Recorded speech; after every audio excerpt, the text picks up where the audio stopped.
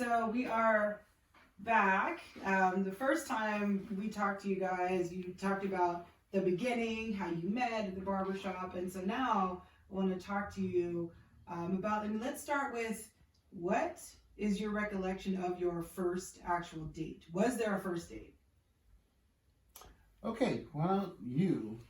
Okay, the first time, Dad asked me to go out to lunch, but then my friend was invited, so we went to the Wait, restaurant. who invited your friend? I think she invited herself. Oh. What am I going to say? No? Yeah, I think that's usually is, they do it there in my country. You just go, but The Philippines. But anyway, she came, so we had lunch, and then after we ate, I was expecting that Dad is going to pay our lunch, but he didn't pay it. I had to pay for it. I don't remember that, but your mom remembers everything, so maybe that's true. I wonder, maybe because I took my friend with me. Yeah, okay. Is that your recollection, Dad?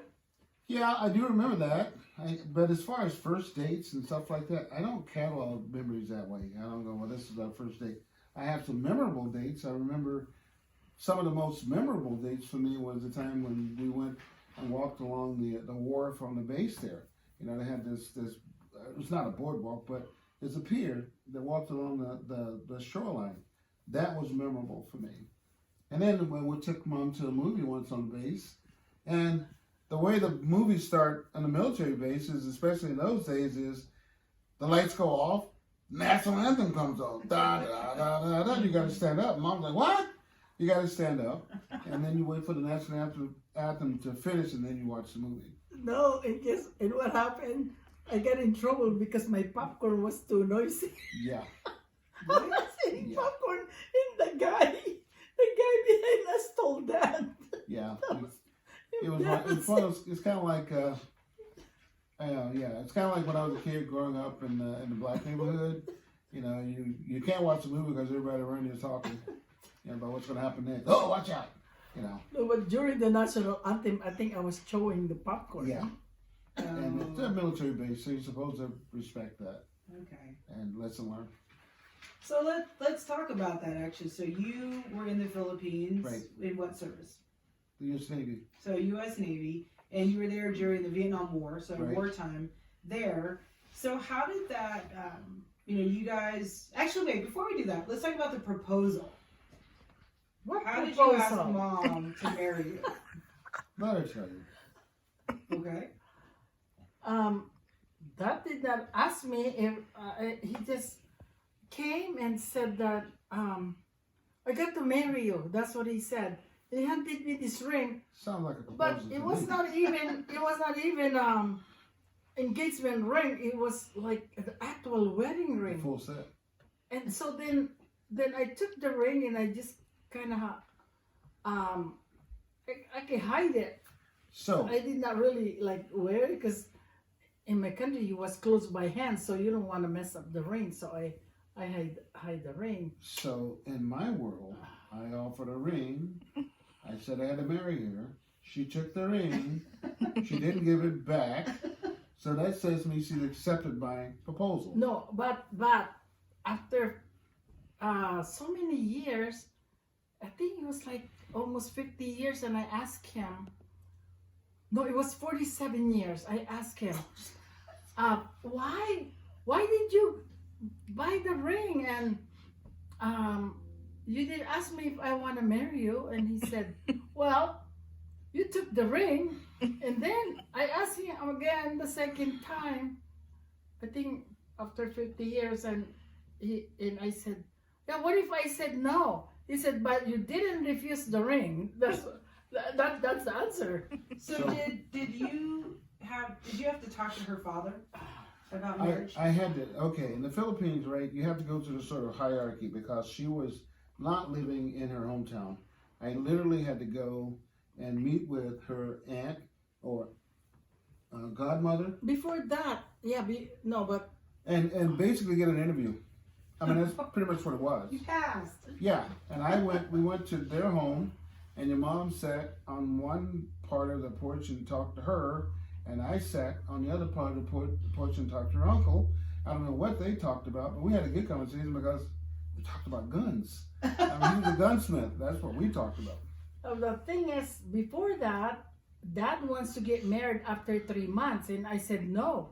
You have to meet my family first. Right. You have to go to the province. I said I'm not going there by myself. So did you go to the province? We did. And you know, of course, there's a fear. You're going there and you're going to meet folks, and they're trying to get to meet you. But you know, her dad was just so warm. No, he ready to just go ahead and get us married. Yeah. And then, but do you know, before that, we had to go to a counseling to a chaplain. Oh, okay. For the U.S. In order to get permission to get married in those days, I had to get permission from, number one, the United States government. I had to get permission from my commanding officer. I had to get permission from the State Department. And then I had to get permission from my mama. My parents. Oh, okay. Because I was under 21. So all these people had to give us permission to get married. And it was a long, drawn-out process.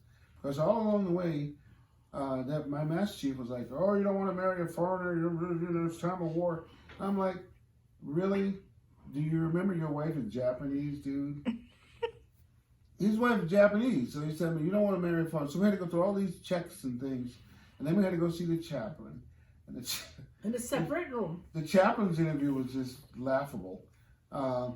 He took Mom, and then we went in separate places, and one of the questions he asked you was, do you know that if you marry a black man, you are going to have, your children are going to be black and they'll have curly hair. And I thought, what? What is this? And I'm thinking, of course, if my husband is black and he has curly hair, maybe some of the kids will come out that way, but to me, I'm thinking they better come out that way, or I'll be in trouble. I was thinking like that. I was really young. I don't really know what he was saying to me. But you were in separate rooms? Yes. Yeah, they did interviews together. It's like in the movies. It was Yeah. scary. Now, this is a chaplain. This is not like some Secret Service guy. This is the chaplain. You know, the guy you go to for comfort, right? Aid and comfort. So what did he say to you, Dad? Oh, well, you know, your kids will have to ride in the back of the bus. And I was like, dude, I've been riding in the back of the bus all my life. Just sign the paper. You know, and that's what he had to do. I had to sign that paper. And I think I still have some of those papers, but I had to sign all that stuff. The State Department. I had to go to the State Department.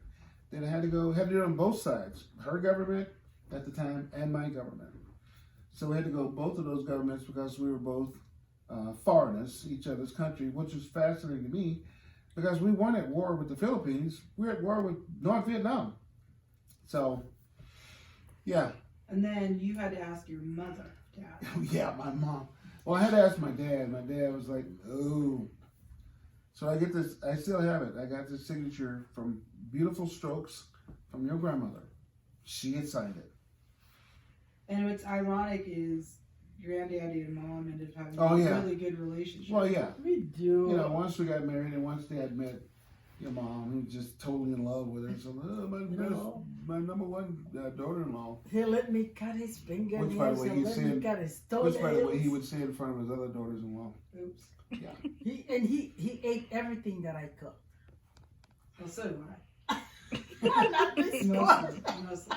So it was an interesting time. I mean, trying to get permission to get married, and then just the whole thing going with the government and the war and all that kind of stuff. But we did it, and then all these years later, we can tell stories about it. Yeah. Some of the details are more livid in somebody else's head than mine, but I've learned over the years, Mom has this steel trap memory. You know, stuff is there, all the little details in living color.